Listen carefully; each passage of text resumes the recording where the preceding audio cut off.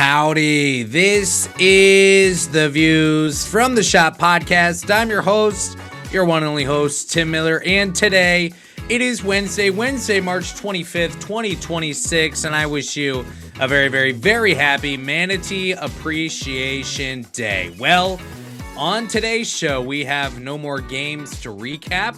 We have no more games to preview. The season is over officially for the Ohio State University men's basketball team, but that doesn't mean we've run out of things to talk about. Quite frankly, this may be the busiest time of year in terms of having things to talk about. Today, for the last time, I will give my full attention to the 2025-26 Ohio State University Buckeyes.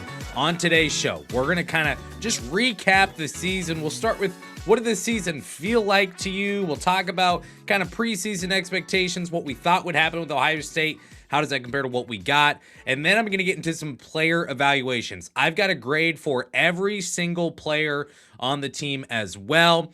And then we'll end it with kind of biggest problems that Ohio State ran into this year and a quick look ahead as we get into the transfer portal cycle. I would like to show you something on YouTube now, I guess. Let's do that, and we're not going to do it. It's going to take too much time, and it's going to look bad. Just join the Substack, okay? Last night was the biggest night in the history of the Substack. We had a bunch of new subscribers on the Insider Subscriber Chat. That's where you get access to paid articles with insider info, scoops, intel, stuff like that. And then you also get access to the chat, which for some reason seems to be more popular than anything else. Just the chat function in that you can talk with a bunch of other Ohio State basketball sickos. So if you're into that and you're also into insider intel and scoops and stuff that I drop in the chat, normally that's kind of what the chat is used for. But at this point, it's just a bunch of fans talking, which I love. They seem to like me okay, and I think that's why I like them okay as well. So you can join there. Don't miss out. Don't miss out. This is a great time of year to get into the Insider Subscriber Chat. It's viewsfromtheshoppodcast.substack.com. Then go to the chat, or you can just sign up for free there as well. No problem with that whatsoever. You can access all of that in the link in the episode description here. If you're watching on YouTube, please like the video. Please subscribe on YouTube as well. Last YouTube video went crazy. At least for me, it went crazy. For a lot of other people, they would say, that's not a lot of views. And I'd say, you know what, guy, I'm doing my best over here. So let me have this one. Follow on the socials as well. All right, I think that's pretty much it. So the transfer portal is in full swing at this point. Players are entering. No movement on Ohio State's side yet. That will obviously change, but no movement yet. So the last thing I want to do here to kind of put a bow on the 2025-26 season is I just want to talk about the year that was. One caveat. How many times do I come onto this show and complain about my freaking printer? Well, guess what? I'm going to do it again. Printer just offline. For whatever reason, we're connected. Everything looks right. Offline. So I got to go back and forth between tabs here, and it's going to bother me greatly. So T's and P's, folks. T's and P's. So Ohio State finishes this season with a loss in the first round to TCU in the NCAA Tournament. They finished the year 21-13, 12-8 in the Big Ten, one Big Ten win in the Big Ten Tournament, 2 Big Ten games played. How do we feel about how this season went? How do you feel about how this season went? Well, I won't hear from you because I can't hear you. And this is a podcast. It's kind of one way. That's kind of how these work. But I will give my thoughts. And I want to go back to just the start of the season to now, and let's just recap everything. But I want to ask first, what did this season feel like to you? Not what was it, not how upset are we about Ohio State getting to the NCAA tournament and then losing.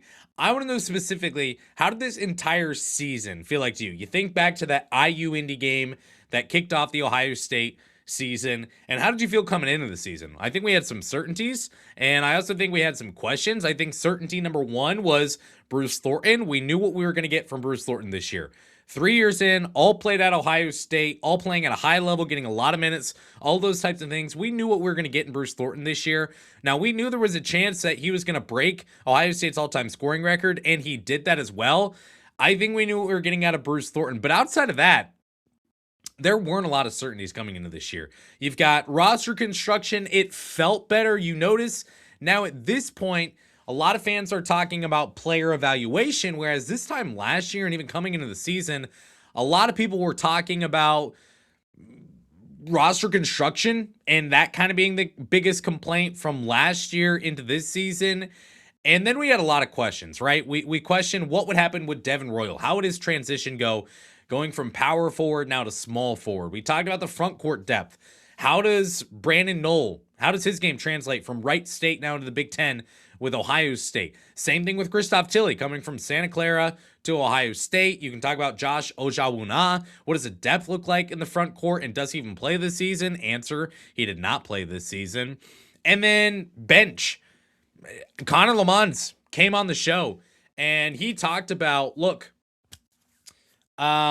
this starting five is really good. This starting five could go up with just about any team in the Big Ten this year. That's what we thought. But he essentially compared it to, I don't know, like you're walking on ice or something in April on a frozen lake, and one wrong step and you're crashing through the ice and it's all over.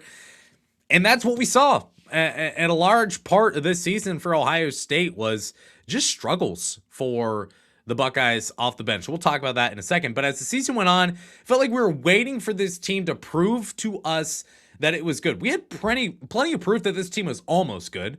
We had plenty of proof that this team was inconsistent. I mean, you barely beat Notre Dame. You got that weird loss to Pitt, bounce back, and you beat Northwestern, then you lose again to Illinois and get pretty, I mean, you got stuffed in a locker by Illinois. I know the score was pretty close, but Illinois dominated that game pretty much from start to finish. It felt like, even with the play of Bruce Thornton in that game. You barely beat West Virginia. You barely lose to North Carolina. Then you get to Big Ten play, and you give the business to Oregon. You receive the business end from Washington. Washington, by the way, now you look back on that loss in January. I know it was at Washington, and the away losses just don't look bad in terms of net rankings and stuff like that in the Big Ten, but you lost to Washington. Looking back at that one, man, that's a head-scratcher. You give UCLA a thumping, and then you play competitively the first time against Michigan, and then you receive a thumping from Wisconsin when you go there. And we just kept waiting and waiting. What is this team?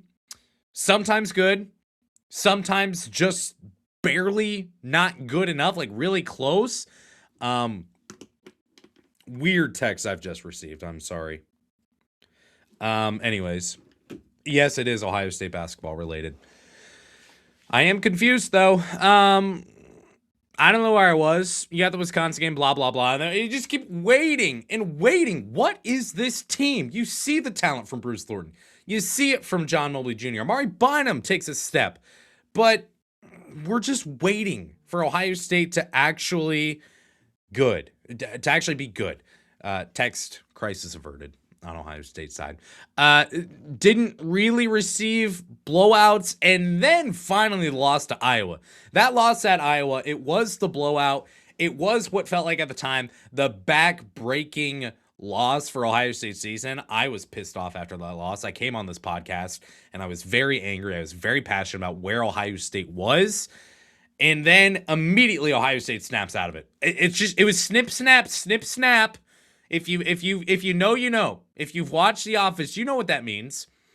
Immediate response. 3 games after that, Ohio State win. Heading to the NCAA tournament, remember where this team was heading into the NCAA tournament. No one wanted to play Ohio State. They were a sneaky, popular, some may even say sexy. This is a probably PG-13 at best podcast, so we'll say sexy here. Earmuffs. I should have said earmuffs. No one wanted to play Ohio State. 1 seeds, 2 seeds, 8 seed, 9, 7, 10. Ohio State was the dangerous team. And, of course, it loses to TCU. But I think this TCU loss, the way that it happened for Ohio State, it got very, very loud. And heading into the NCAA tournament, Ohio State was playing really, really good basketball. They were a top 10 team in Torvik.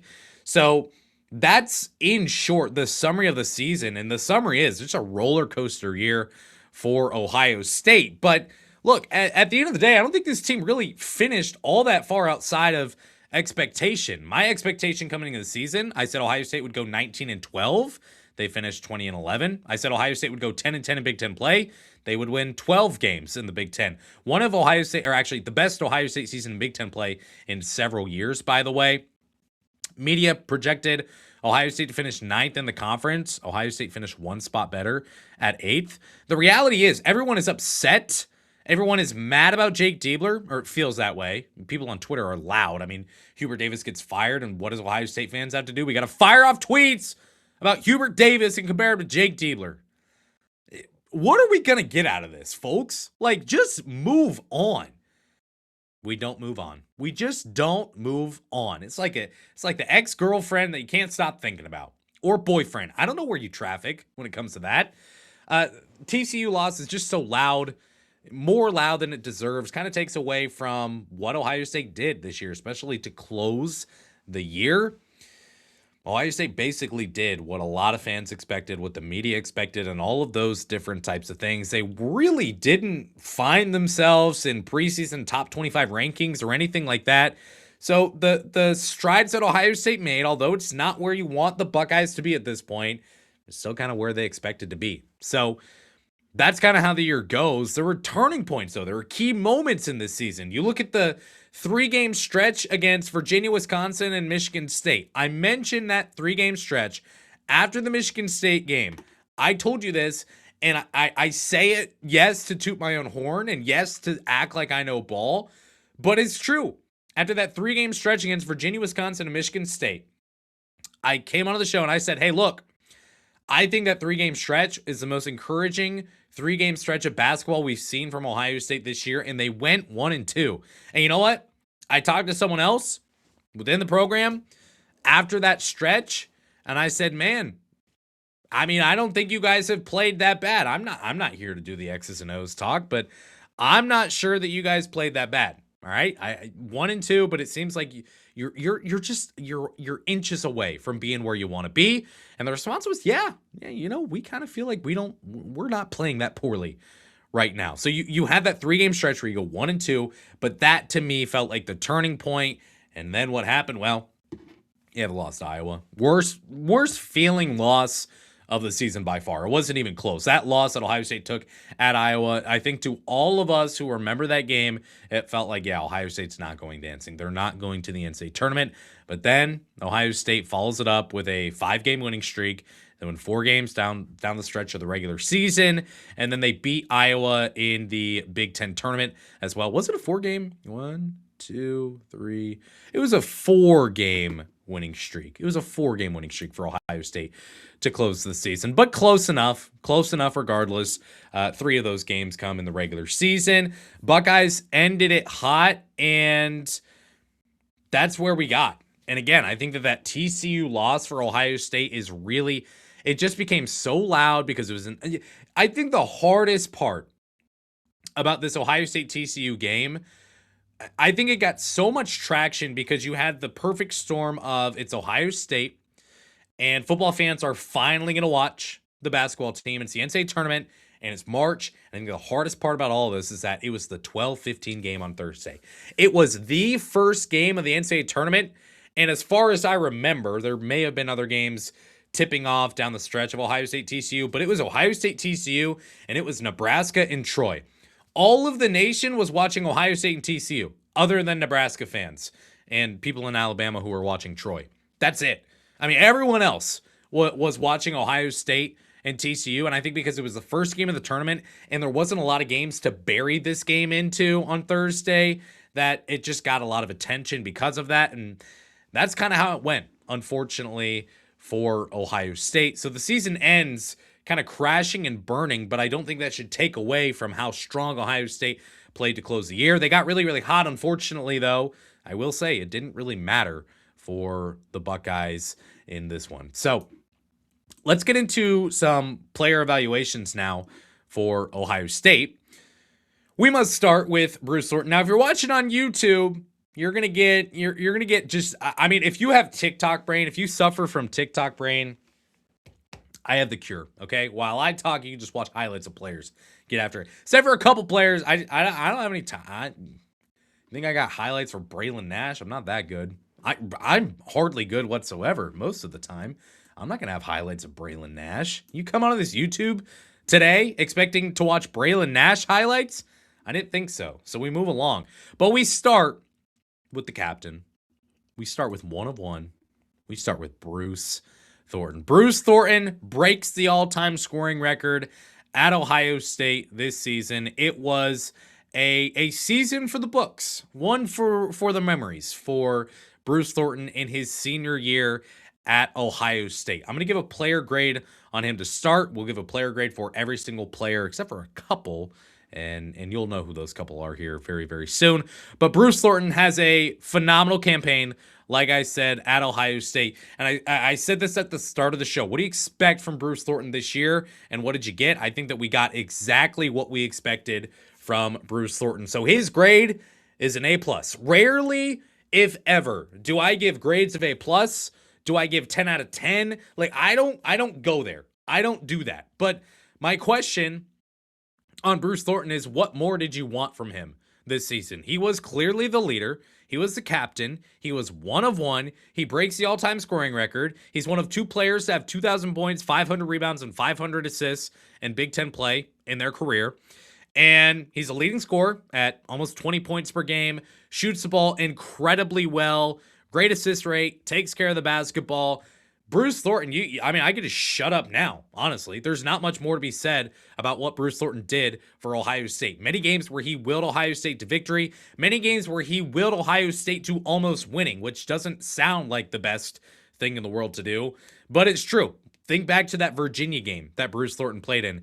He was doing most of the scoring in the second half for Ohio State. I think he scored like 19 of 29 points in the second half for Ohio State in that game. His ability to finish at the rim, his ability to get in the paint, and his ability to night in and night out go out there 37, 38, 39, 40, sometimes even more than 40 minutes in his on a game-by-game basis for Bruce Thornton in those overtime games. He was incredible. He was a stalwart. He had great vision, great decision-making. I don't think you can ask for much more out of Bruce Thornton. I give him an A+ for Ohio State, and I don't see why we say anything else. What more did you want from him? Sure, he could have been, instead of All-American honorable mention, he could have been All-American third team, second team, first team. I don't care about that. Ohio State made it in the NCAA tournament as an 8 seed. It's not like he was going to get the national attention or the national spotlight that other players got, but Bruce Thornton, one of one, A+ for Bruce Thornton, easily this year for Ohio State. Another one we should talk about here, about John Mobley Jr. Junie comes back as a sophomore for Ohio State after a nice freshman year, scores 15.7 points per game, 2.8 assists per game. He shot at 41% from deep while taking 7.6 three-pointers per game. That's a crazy number, 7.6, averaging 8 three-pointers per game. And it felt like normally he was getting well more than that down the stretch for John Mobley Jr. His scoring goes up from last season. Assists go up from last season. Three-point percentage goes up from last season while taking more triples per game as well. Now, there are some things on John Mobley Jr., right? Like his ability to score at the rim, not great. 54% as a freshman at the rim, and went down to 50% at the rim this year for Ohio State. That's not good. That's really not special whatsoever. It's actually pretty bad.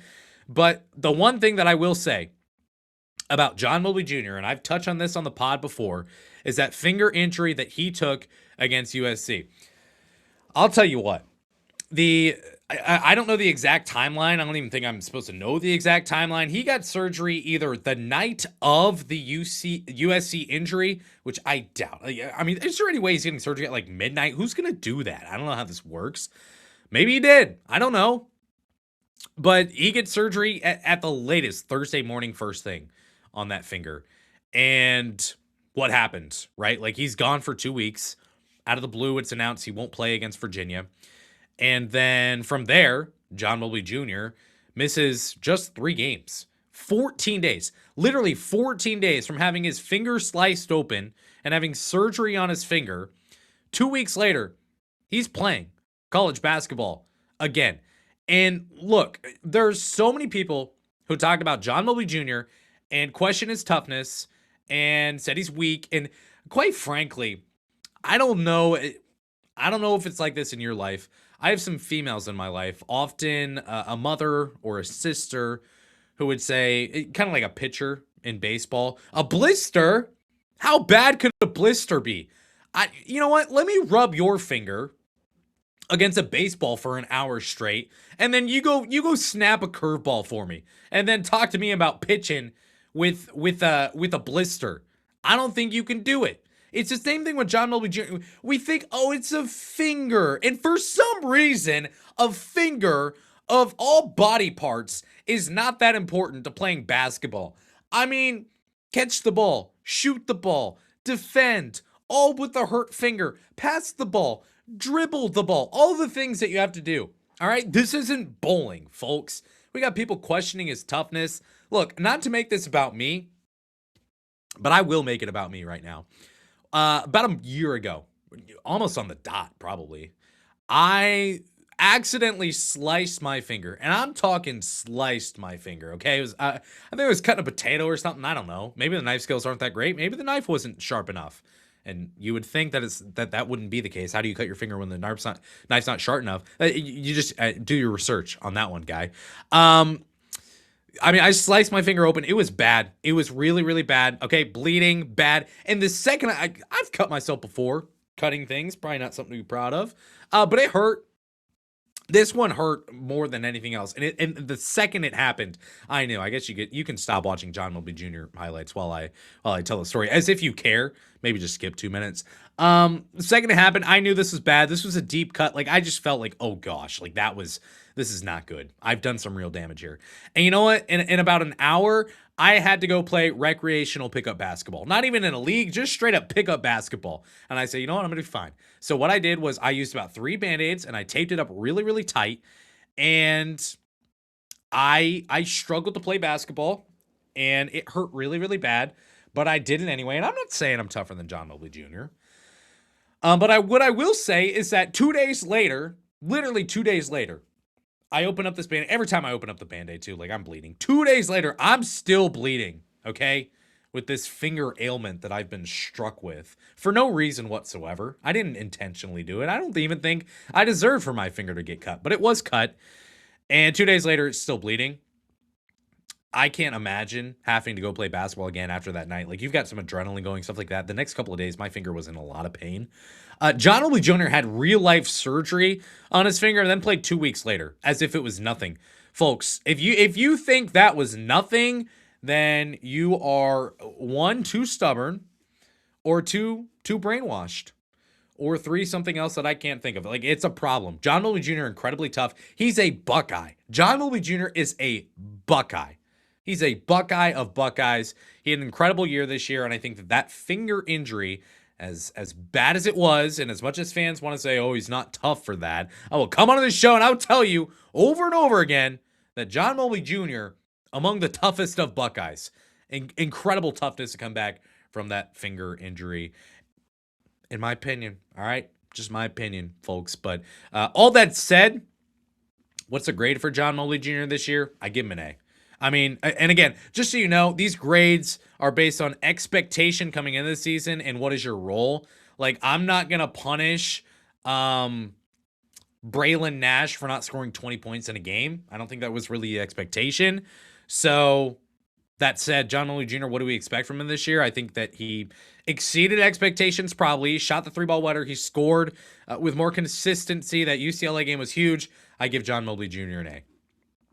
We're going to have to pick up the pace here, all right?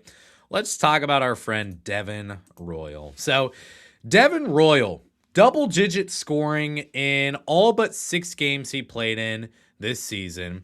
That's actually the exact same amount of games in single figures as John Milby Jr. had this year. They had the exact same amount of games scoring under 10 points this season. The ceiling with Devin Royal, maybe it wasn't there. He scored 25 against Wisconsin, had 22 in 3 other games. But outside of that, potentially the most steady scorer for Ohio State in terms of high floor, low ceiling that the Buckeyes had, other than, maybe 1 or 2 other players that we'll talk about here in just a second. But man, I mean, Royal was incredible for Ohio State in terms of consistent scoring. Shot 32% from deep, by far the best shooting year of his career. All in all, though, I think that he left something to be desired. He led the team in rebounding. Defensively, I think at times, especially bring him out on the perimeter, we had some struggles. We had some growing pains. We had just some straight up pains. Shot selection, shot quality, I think was lacking a little bit for Devin Roy. Loves to get in the paint. Loves to score there. Loves to pull up from the free throw line. Sometimes just taking really utterly contested shots, or when the ball gets into his hands from the three-point line, he's going to try to take it in the mid-range and hit a shot. Sometimes he hits it. Sometimes he doesn't. At the end of the day, he was not a natural small forward. He did a lot of good things for Ohio State, but he was not a natural 3 for the Buckeyes. A bit of a tweener between the 3 and the 4. Still scored well. He improved on the three-point line. Personally, to me, he looked a little bit better out on the perimeter than I expected him to this year. But all in all, I think that we would all say expect maybe a little bit more, just desired a little bit more from Devin Royal this season. So that said, I would grade Devin Royal's season as a B. Let's move on to Amari Bynum. Amari Bynum for the Buckeyes. He worked his way into the starting lineup, and I think that's more than admirable for Amari Bynum as a freshman. That's the first plus for him, I would say. You start the year on the bench, you end the year in the starting lineup, and not because of injury. Amari Bynum took over Brandon Knoll's spot in the starting lineup before Brandon Knoll got hurt. So Amari Bynum works his way into the starting lineup. Do you remember his 20 points against Washington, by the way? I don't really. I don't really remember his 20 points against Washington. Maybe you do. 17 games in double figures. 13 of those 17 games, he scored between 10 and 15. That is consistency. That is high floor, low ceiling Amari Bynum. He became a much better rebounder down the stretch, 21.2% defensive rebounding rate, and that led to 5.1 defensive rebounds per game in the final 10 games of the year for Amari Bynum. Of course, he had some roof-raising dunks for Ohio State that gave the Buckeyes juice. Really powerful down low, scoring in the paint, blocking shots, swatting shots away. That was really, really fun as well. I said coming into the year, preseason superlatives, look it up, folks. I said, hey, Amari Bynum is going to be the fan favorite this year. He's going to be the crowd pleaser this year. Did I say fan favorite? I don't know if I said that. That was probably Bruce. But the crowd pleaser, Amari Bynum, I think that he pleased the crowd very well. Shot 42% from deep over his final 10 games of the year as well, compared to 31% over his season-long average. I'd like to see him be a little bit more of an offensive rebounder next year and a creator, especially off the perimeter as well for Ohio State. But again, based on the expectation coming into the year, based on the role coming into the year, what more could you have asked from him? I would give Amari Bynum an A-, and that's probably still a little low. I think you could say A for Amari Bynum. I think he had a really, really good freshman campaign, and really excited for him to be a Buckeye next year, assuming that he will be. Christoph Tilley is the next player on the list here. Tilley comes in from Santa Clara after 3 years there, comes into Columbus for Ohio State. A player with a lot of ups and a lot of downs and some inconsistencies in play, deals with a calf injury for just about the entire season, causes him to miss some time as well, which was frustrating, of course. But look, as a junior, he shot 31.5% from deep. As a junior, he had 4.9 rebounds per game, and he blocked less than 1 shot per game. Now, as a senior for Ohio State, he shot only 23% from deep. So that number was much worse than what we saw at Santa Clara last year. But outside of that, he was pretty much who we expected. He was pretty much, the shot blocking and the rebounding was pretty much the exact same. And coming into the year, I expressed my concerns on Christoph Tilley's rebounding ability. I said this is a 7-footer, but he's not been a consistent rebounder at Santa Clara. Could that change for Ohio State? Sure, it could. But that was something that I expressed my concerns about and something that came to fruition. He shot 62% at the rim. Not horrible. That's pretty normal. 65% last year, so not that crazy of a difference for Christoph Tilley, but we talked about his shooting, his finishing, his touch at the rim. That was a problem. Again, the three-point shooting was a problem as well, but this was a player who was a point center. And He had a really good assist rate at 16%, really good vision, could fit some passes in, and that was really pretty from Christoph Tilly. But all in all, did he meet expectations? I mean, I think even with the frustration that fans had coming into the year for Christoph Tilly, we said, hey, can you average around double figures-ish? And can you rebound for Ohio State and hit some threes? And he finishes with 16.9 points per 40 minutes. That's not helpful to me right now. 11 points per game and 4.7 rebounds per game. Pretty much, I think, what a lot of people would have expected for Ohio State with Christoph Tilly. So, was he great overall? No. Is fit too, I think, is questionable just because it turns out Ohio State didn't really need a point center. They didn't need a floor stretcher, or at least a guy. I mean, you got to be able to shoot the three. If you're going to be that floor stretcher, you've got to be able to shoot the three. Christoph Tilly was not able to do that. So all in all, look, I'll get pushback on this. I'm going to post all these grades on Twitter as well, and people will talk, and that's fine. If you listen to the show and then you have a problem with it, I totally understand. But look, I give Christoph Tilly a C-. I know there's people who would say, I never want to see that guy in Columbus again. I never want to see a highlight of Christoph Tilly again. He wasn't great, but he didn't suck either, I don't think, for Ohio State. So I'd give him a C-. And that may be me just being too optimistic, too positive. I'm excited to hear what people would say on that one. Let's get to Gabe Cupps. Problem with Gabe Cupps is what you're watching on YouTube right now is a short. It is a short that I created of Gabe Cupps and his highlights against Oregon. One of these highlights is him getting fouled. That was Gabe Cupps this year, folks. I wanted to give him a C-. I'm not gonna give him a C- because it feels too kind to Gabe Cupps. Even with this play down the stretch, I do think it saves him a little bit, but you're going to watch about 39 seconds or so. How long is this video? Yeah, it's 39 seconds. I got 39 seconds of Gabe Cupps highlights. You want to YouTube, you want to find some Gabe Cupps highlights from this year, you're not going to find it until Brody Knows Ball posts it. But until then, you get 40 seconds of me posting my own short from Gabe Cupps this year. Look, all season we wanted more from him. 1.7 points per game. 1.1 rebounds per game, 1.1 assists per game, shot 39% from the field and 36% from deep. Is that right? Did Gabe Cupps really shoot 36% from deep? Give me a second here, folks. Let's find this out together, all right? No, he shot 26% from deep. That's just your classic typo, folks. It happens to everyone, and it happened to me, okay? Look, like I said, all season we wanted more from him.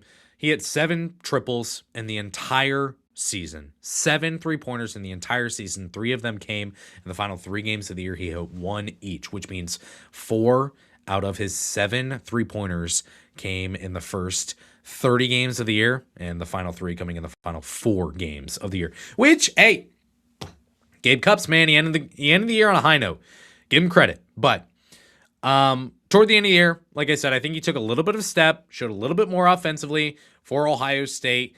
And I think his ability to finish at the rim, admirable. I think his ability to defend drivers and cut off drivers and fill the lane and things like that defensively was really impressive against Iowa specifically. He was supposed to be known for his defense. He wasn't known for much of anything, unfortunately, at Ohio State. So that said, like I said, I wanted to give him a C-, but as I thought about it more, the grade I give to Gabe Cupps is a D+. I think Gabe Cupps and Christoph Tilly are going to be the 2 most hotly contested names here, or grades here, but that's what I've got to do. Okay, enough of the Gabe Cupps talk. Enough of it. Let's talk about Tayson Chapman. So, kind of like Cupps, his play toward the end of the year kind of changed his grade a little bit. It affects his grade. 4.3 points per game, shot the lights out from deep this year, 46% from the field and 47% from the 3-point line. 4 for 4 against Wisconsin in a loss, 3 for 4 in that win against Indiana. Late in the year, Tayson Chapman was really, really good during stretches, and then he finally gets inserted into the lineup or into the rotation regularly January 26th against Penn State. From that moment on, he would score 6.7 points per game, 14 against Wisconsin, 11 against Indiana, 11 against Wisconsin the second time. Showed us something He gave us hope to a team that really, really needed some kind of production off the bench for Ohio State. You didn't get it from Gabe Cupps. You had no Brandon Knoll. You finally got it from Tayson Chapman, and that provided Ohio State a huge lift down the stretch. Now, what I will say is his play down the stretch, it wasn't great. I think the groin injury that he suffered against Indiana held him out against Michigan in the Big Ten tournament. They wanted to let him rest up for the NCAA tournament, and then not really able to do much against TCU as well. He kind of just fizzled out. He didn't really look right against Iowa, didn't play much at all in the second half. And from there, just some weird moments. I think as well, you saw just awareness, maybe, I guess, or basketball IQ from Tayson Chapman, maybe not be the strongest. I'm going to find his turnover rate here in just a second, folks. Bear with me. Tayson Chapman's turnover rate was 18%. That's really high. That's way too high. So struggle with turnovers at time. You're kind of in for one or two weird plays per game from Tayson Chapman, but he gave you a lot offensively. He gave you a lift. Comparing to expectations and what his role was, I would give Tayson Chapman a solid B- this year. Room to improve for sure, but not bad. More than a passing grade. All right. Let's get to a little bit of the some Brandon Knoll action, I guess, is next on our list. So Brandon Knoll, weird season, right? Starts the year as your starting power forward. He gets benched right before Christmas. Right after New Year's, he breaks his foot and doesn't play again until the Big Ten tournament against Michigan. He was available the day before against Iowa, plays against Michigan, and played against TCU. That was it. Just a weird year. Only 2 games to close out the year for Brandon Knoll. What we wanted from Brandon Knoll, at least what I wanted, coming in from Wright State, was number one, let your game transfer up to. You can't just transfer to Ohio State. Your game has to transfer too. It has to translate up to the high major level. Want the floor spacing. You want the 3-point shooting from Brandon Knoll. You want the finding the open pockets without the ball in your hands and putting yourself in position to score. You also wanted the rebounding. You don't want him to get buried down low. And I think we got some of that. Of others, we didn't get. He was the most efficient shooter on the team. A lot of that comes from layups and dunks being the majority of the shots that he took. He played that dunker's role really, really well. I talk about it all the time. He played that really, really well for Ohio State, but only shot 20% from deep, 74% on 2-pointers. So very, very good inside was Brandon Knoll. Remember the big game that he had against Northwestern, putting up nearly 30 points in that game and almost a double-double as well. So he was really good, but he wasn't a special rebounder. I'm not sure we saw much of him defensively that inspired a lot of confidence. And all in all, it was just, again, it was a weird season from Brandon Knoll. So did you get, again, if C is the baseline, if C is average, I think we got to go C-.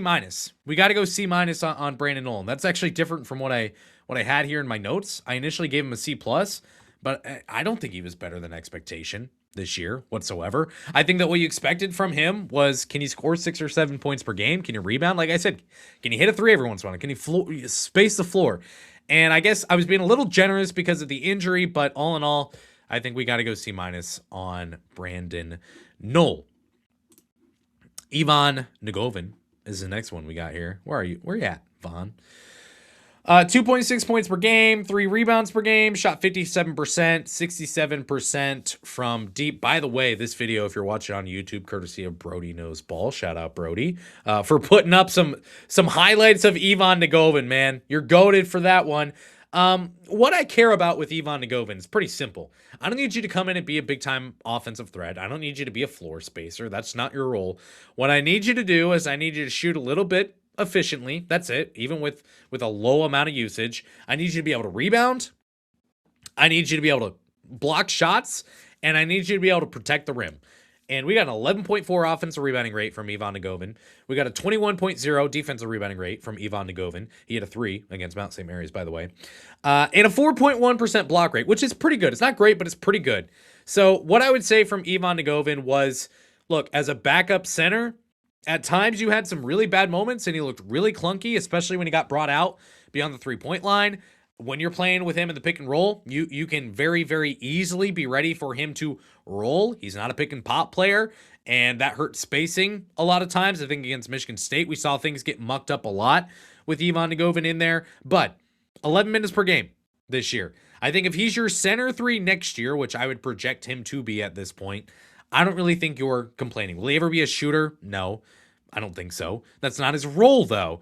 And we'll always have that 15-point game that he had against Mount St. Mary's. So for that reason, Ivan Degovin, not great, not special, not a breakout player, but had a nice game against Mount St. Mary's and gave Ohio State some nice minutes, while sometimes not giving the greatest minutes as well. So Degovin, I would give a C+. All right. That's it for the highlight portion. So if you're on YouTube now, you're just going to have to stare at my face. Colin White is the next on this list, and I'll get through this pretty quickly, all right? Kind of an unfortunate year for Colin White. 100 percentile and 2-point percentage. Great. Awesome job, Colin White. But 11.1% from deep. He never really got going offensively for Ohio State this year. He made 2 3-pointers this year. That's it. Not good for a guy who took 64% of his field goal attempts from the 3-point line this year. Defense allowed it. He didn't make him pay. Not a threat with the ball in his hands. A lot of times just wouldn't even look at the basket. I mean, you get the ball in your hands, you got to at least pose like you're going to maybe potentially be a threat with the ball in your hands. Colin White did not do that whatsoever. Somewhat hazardous defensively as well. Averaged like 4.3 personal fouls per 40 minutes. He had the breakaway dunks. He had some athletic plays and some highlight plays, which I love. He won the game for Ohio State against Minnesota. Don't forget about that. But all in all, Colin White, I think we can say pretty confidently he was not really what we wanted him to be this season. And even in the first 2 years at Ohio State, you would have liked to see more from him. So I would give him a D+. And the last one, Puff Johnson. Extra body when Ohio State sorely needed him, and even at times he was not available. Struggled with injuries his entire career from North Carolina to Penn State, now to Ohio State. Looked really rusty early. That's fine. You would expect that. Cleaned the offensive glass well. Outside of that, amidst injury, playing time, lacking playing time, never really made an impact. Puff Johnson, D. I don't know, man. I don't know what else you want me to say. Matthew Grujic, Braylon Nash, D and Q. They do not qualify, did not play enough minutes. What grade are you going to give Braylon Nash? So if you're mad at me for doing a D and Q on those two guys, tell me your grade for Braylon Nash. So, look, the last thing to cover here when it comes to Ohio State and takeaways from this season and just reviewing the season is the biggest problem that it had. And I'll tell you some problems it didn't have. It wasn't offense. Ohio State, among the best offenses in the nation, 19th in adjusted offensive efficiency according to Ken Pom. They were a top 30-ish team in offensive rating this season, 20th in effective field goal percentage, 13th in true shooting percentage, which I think is the most important shooting stat you can look at. So you're top 15 in the nation in true shooting percentage. That's very, very good. Outside of that, I mean, defensively, not awful. 29th in fast break points allowed. That's solid. They were pretty good defending the paint as well. Easily weren't a turnstile. They didn't force turnovers or block shots, so lacking the splash plays. I think that hurt Ohio State at times this year, especially offensively. When you have those rough stretches, when you get into a rut, you got to just create more possessions, and they were not able to do that either through creating turnovers or through rebounding. Rebounding was a bit of an issue for Ohio State again. But the biggest problem with Ohio State, it was this: 11.1 bench points per game. That is 355th in the nation last year in college basketball. At first, I said it didn't matter. And then as you continue to watch Ohio State play, especially getting a Big Ten play, it became more of an apparent problem. Why? Because Ohio State could not score. They could not play at all successfully when they didn't have their key players in the game. Without Bruce Thornton, without John Mobley Jr. down the stretch, if you didn't have Thornton, Chapman, Mobley in the lineup, two of those three at the same time, a Devin Royal, you really struggled offensively. Ohio State had a minus 24.6 net rating without Bruce Thornton and John Mobley Jr. on the floor at the same time. Crazier thing, their defensive rebounding, offense was a problem. Defensive rating was even worse. It skyrocketed, their defensive rating, all the way up to 136.9. Good for 0th percentile in college basketball. So my question, where would Ohio State have been this year with a true weapon off the bench? Maybe Tayson Chapman plays the entire year. And maybe because of Tayson Chapman's play, they beat North Carolina. Or they don't lose to Pitt. Or they're able to pick up a win over Nebraska. when they lost by 3 at home. Do you think Taysom Chapman potentially wins that game for Ohio State instead of Gabe Cupps getting the majority of the 6-man minutes? Even if it's not Taysom Chapman, where would Ohio State have been with a Jonathan Powell, for example, or something like that? A player that they recruited who likely would have come off the bench but would have been a really, really good, strong 6-man for Ohio State. I think that was the biggest problem, was bench scoring. So now, as we look to next season, what will Ohio State do in the portal? And I guess one last closing thought on what this season was. Like, what was this season really for Ohio State? I think it was, and the Doomers will not like this, and that's okay.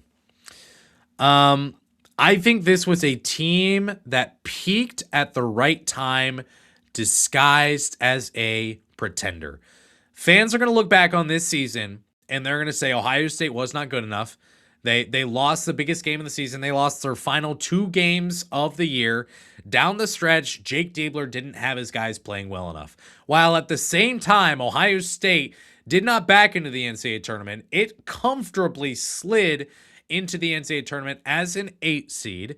It had the opportunity to play well enough to not be in the last 4 in, to not be a 10 or 11 seed, but comfortably in the NCAA tournament down the stretch because of wins over Purdue, wins over Iowa, wins over Indiana as well, kind of knocking them out of the NCAA tournament. Ohio State was playing its best basketball late. So I tell you what, if this Ohio State team that was top 10 in Torvik to close the year from Valentine's Day through the end of the year, if you're telling me that team returning its head coach, they are, whether you like it or not, but you're also returning, we hope, John Mobley Jr., you're returning, we hope, Amari Bynum.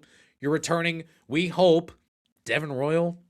I've spoken about enough of him on the Substack, but if you can somehow get him to return, Josh Ojawuna is healthy, Anthony Thompson coming in, a 5-star at the 3, and all you got to do at this point is you got to find a center. Maybe it's Ojawuna. I don't know. You got to find a starting guard along with John Mobley Jr., and if that's the case, this team was playing well, so well down the stretch. Who's to say that core can't get to the Sweet 16 next year? It's so far off. I don't know what Ohio State's roster is going to look like. No one knows what Ohio State's roster is going to look like next year. But I'm just saying, this was a team that peaked at the right time, disguised as a pretender. People are not going to remember how good this team was down the stretch because of that TCU loss. You and I, we have to remember, I think. All right, so looking ahead, what does Ohio State do from here? What does this show? What does Views from the Shop podcast do from here? Well, make sure you're subscribed wherever you get your podcast. If you're still watching on YouTube, please like the video. You know, I need you to do that, okay? Like the video. Here's what we do. We continue to cover this team. If anyone enters the portal this week, I don't know. It kind of feels like it's going to be next week at this point, but it could still be this week. You could get your first announcement this week on Ohio State's side. If that happens, we'll be back with an episode to kind of talk about that. A lot of content being thrown in the Substack, so if you need convinced to get there, just do it, I guess, at this point. Take the free trial, folks. You get it. It's free money. Just take it. Go for a week and check it out. Go and look at the history of other things that I've said. I had someone even today who went all the way back to last year at this time and was like, wow, I can't believe that this happened. So that would be interesting potentially for you to take a look at as well. But all that said, the Insider Subscriber Chat definitely worth it. We will cover this team in the portal for as long as the portal window is open, and then move along with it. So make sure you're subscribed. I appreciate you listening to today's show so very much. Until next time, I shut up. Before you shut me off,